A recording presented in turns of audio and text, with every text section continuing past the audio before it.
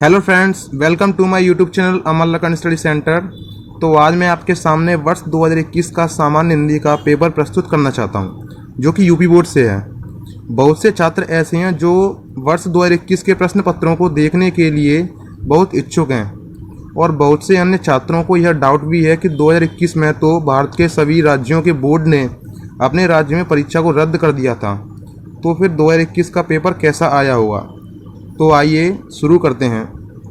सबसे महत्वपूर्ण बात यह है कि पहले जो पेपर आता था 2021 से पहले, उसका समय 3 घंटे 15 मिनट का होता था, लेकिन 2021 की परीक्षा में यह समय 1 घंटा कम करके 2 घंटे 15 मिनट का कर दिया गया है। तो आइए शुरू करते हैं। नोट: प्रारंभ के 15 मिनट परीक्षार्थियों को प्रश्न पत्र पढ़ने के लिए निर्धारित हैं, यानी कि छात्रों को केवल 15 मिनट दिए गए हैं प्रश्न पत्र को पढ़ने के लिए। इस प्रश्न पत्र में 2 खंड हैं। दोनों खंडों के सभी प्रश्नों के उत्तर देना अनिवार्य है। खंड का और एक और होगा खंड का फीचर, ठीक है। खंड का में बहुत सारे ऑप्शन हैं, जैसे कि प्रश्न संख्या 1 एवं 2 में से किसी एक प्रश्न को हल कीजिए, और 3 एवं 4 में से किसी एक को हल करना है, ठीक है। ठीक इसी प्रकार इसमें बहुत सारे ऑप्शन दिए गए हैं। 5 का और 5 का खा में से कोई एक हल करना है। ऐसे ही 6 और 7 में कोई एक हल करना है, और खंड खा में 8 का 8 का खा, ठीक है। ऐसे ही इसमें पूरे के पूरे जो पेपर हैं उन सभी में बहुत सारे ऑप्शन दिए गए हैं, ठीक है। इसी प्रकार ये पेपर सॉल्व करना है। आगे बढ़ते हैं खंड का की तरफ। खंड का पहला क्वेश्चन है का माता भूमि के लेखक हैं। तो माता भूमि के लेखक हैं वो हमारे वासुदेव शरण अग्रवाल जी, ठीक है। सेकंड है डॉक्टर हजारी प्रसाद द्विवेदी की रचना है, तो वो है विचार प्रवाह, ठीक है। इसके बाद नेक्स्ट क्वेश्चन है क्वेश्चन नंबर गा। पहले का गा, निम्न में से प्रोजी सुंदर रेड्डी की रचना नहीं है। तो फर्स्ट वाला ऑप्शन सही है, हिंदी साहित्य की भूमिका, जो कि हजारी प्रसाद द्विवेदी की रचना है, तो वो प्रोजी सुंदर रेड्डी की रचना नहीं है, ठीक है। आगे बढ़ते हैं। आरोहण प्रमुख स्वामी जी के साथ मेरा आध्यात्मिक सफ़र कृति के रचनाकार हैं, तो वो हैं डॉक्टर APJ अब्दुल कलाम। ये आंसर राइट है, ठीक है। आगे बढ़ते हैं। क्वेश्चन नंबर 5 है, निम्न में से कृति और उनके रचनाकार का एक सही युग्म है। तो वो ये वाला ऑप्शन सही है, परति परिकथा। इसके रचनाकार हैं फणीश्वर नाथ रेणु, ठीक है। परति परिकथा के रचनाकार हैं फणीश्वर नाथ रेणु, ये वाला ऑप्शन इसका सही है। सेकंड वाला क्वेश्चन है, सेकंड का रीतकालीन महाकाव्यात्मक कृति है, तो वो है रामचंद्र का। तीसरा सप्तक का प्रकाशन वर्ष है, ऑप्शन नंबर 3 सही है, सन 1959 ईस्वी। निम्न में से छायावादी कवि नहीं है। मैथिली शरणगुप्त छायावादी कवि नहीं है, ठीक है। चांद का मुंह टेढ़ा है कविता संग्रह के रचनाकार हैं गजानन माधव मुक्तिबोध, ठीक है। मैथिली शरणगुप्त की काव्य कृति है वो है सिद्धराज, ठीक है। ये ऑप्शन सही है। अब नेक्स्ट क्वेश्चन है हमारा क्वेश्चन नंबर 3 के दिए गए गद्यांश पर आधारित निम्नलिखित प्रश्नों के उत्तर दीजिए। तो भगवान बुद्ध ने मार विजय के बाद ये यहाँ से ये पूरा का पूरा गद्यांश है, जो कि यहाँ तक है। भोग की मिलन लीला को देख रहा हूँ, ठीक है। इसमें 5 दिए गए हैं प्रश्न जिसके हमें उत्तर देने हैं, ठीक है। तो फिलहाल मैं आपको ये वाला इसका आंसर बता देता हूँ। ये पाठ का शीर्षक और लेखक का नाम क्या है। तो ये वाला जो गद्यांश है अशोक के फूल से लिया गया है, जिसके लेखक हैं हजारी प्रसाद द्विवेदी, ठीक है। आगे बढ़ते हैं नेक्स्ट क्वेश्चन की तरफ। ठीक, ये भी क्वेश्चन वैसा ही है, ये ऑप्शन में दिया गया है अथवा करके, ठीक है। यह जो गद्यांश है यह हमारा भाषा और आधुनिकता से लिया गया है, जिसके लेखक हैं टूजी सुंदर रेड्डी। ठीक है, नेक्स्ट आगे बढ़ते हैं। क्वेश्चन नंबर 4 पर दिए गए पद्यांश पर आधारित निम्नलिखित प्रश्नों के उत्तर दीजिए। तो ये वाला जो पद्यांश है ये हमारा श्रद्धा मनु से लिया गया है, जिसके लेखक हैं जयशंकर प्रसाद। ठीक है, आगे बढ़ते हैं।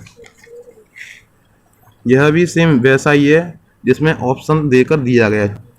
तो ये वाला जो पद्यांश है यह अभिनव मनुष्य से लिया गया है, जिसके लेखक हैं रामधारी सिंह दिनकर। ठीक है, नेक्स्ट क्वेश्चन की तरफ बढ़ते हैं। 5th का किसी एक लेखक का साहित्यिक परिचय देते हुए उनकी प्रमुख रचनाओं का उल्लेख कीजिए। इसमें 3 ऑप्शन दिए गए हैं, जिसमें से आप जिसका चाहो उसका साहित्यिक परिचय दे सकते हैं, और जिसमें अधिकतम शब्द सीमा केवल 80 शब्द दी गई है, यानी 80 शब्दों से ज़्यादा नहीं होना चाहिए। ठीक है, साहित्यिक परिचय। और ये भी है खा वाला, किसी एक कवि का साहित्यिक परिचय देते हुए उनकी प्रमुख रचनाओं पर प्रकाश डालिए। इसमें भी अधिकतम शब्द सीमा 80 शब्द दिए गए हैं, और इसमें 3 व 3 से अधिक ऑप्शन दिए गए हैं। ठीक है, क्वेश्चन नंबर 6 पंचलाइट अथवा ध्रुव यात्रा कहानी का सारांश लिखिए।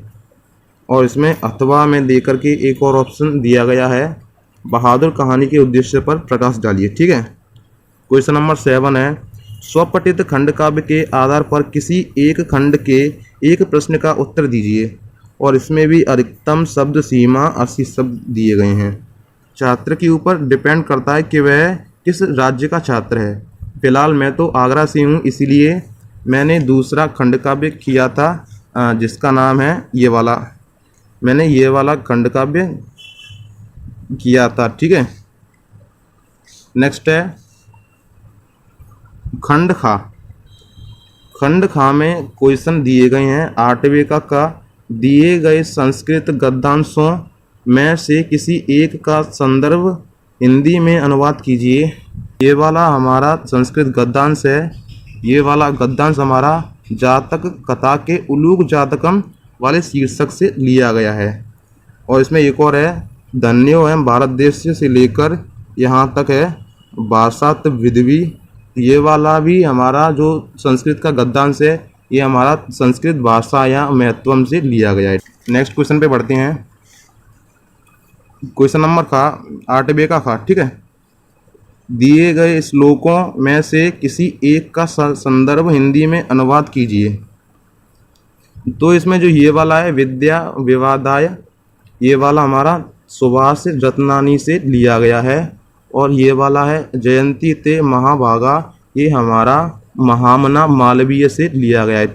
नेक्स्ट क्वेश्चन की तरफ बढ़ते हैं। क्वेश्चन नंबर 9 मुहावरों और लोकोक्तियों में से किसी एक का अर्थ लिखकर वाक्य प्रयोग कीजिए।